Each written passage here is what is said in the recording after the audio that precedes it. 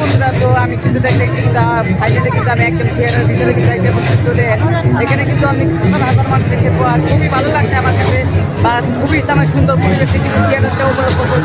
কমিটিটা মানে খুবই সুন্দর করে তার মানে মানুষ এখানে তোমার সিজন করতেছে, বা এখানে তোমার হাজার হাজার মানুষ বা খুবই সুন্দরভাবে তার মানে থিয়েটারটা তার মানে